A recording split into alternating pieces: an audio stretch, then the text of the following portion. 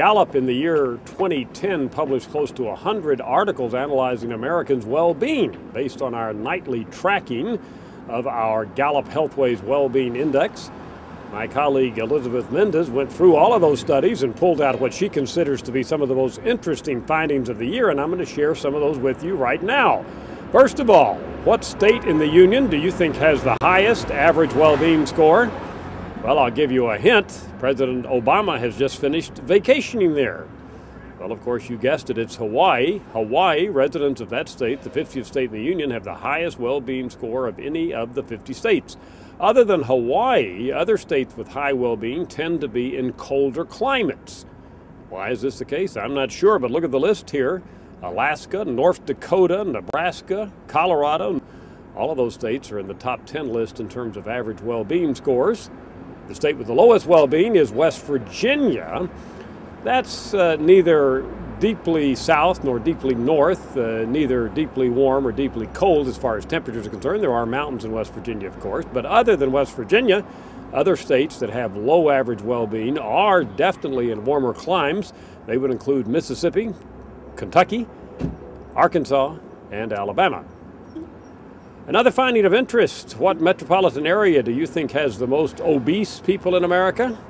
Well, if you guess Montgomery, Alabama and Stockton, California, you would be right, although I doubt that you guessed those. The metropolitan area where residents are least obese, Fort Collins, Loveland, Colorado, that makes more sense, I guess, because we assume Coloradans are out there exercising in the great outdoors and climbing mountains and are less likely to be obese. Another interesting finding, underemployed Americans have lower emotional well-being than those who are not underemployed. Now, by underemployed, we mean workers who are classically unemployed, but also workers who are working part-time but would like to work full-time. They have significantly lower emotional well-being than workers who are employed.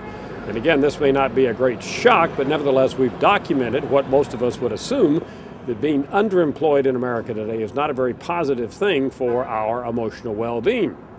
Finally, my colleagues and I have spent a lot of time this year investigating the relationship between religion and well-being. And our data document fairly conclusively that Americans whom we classify as very religious, and that's based on their responses to a question about religious service attendance and also the importance of religion in their daily lives, are higher on our well-being scales than Americans who are either moderately or not religious at all. And this cuts across the spectrum.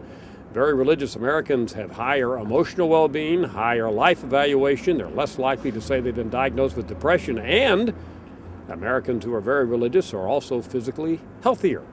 And in particular, religious Americans are less likely to smoke. And of course, that's correlated with the whole variety of health issues. There you have it, some of the fascinating findings relating to Americans' well-being that we came up with in the year 2010. I'm Dr. Frank Newport, Gallup's Editor-in-Chief.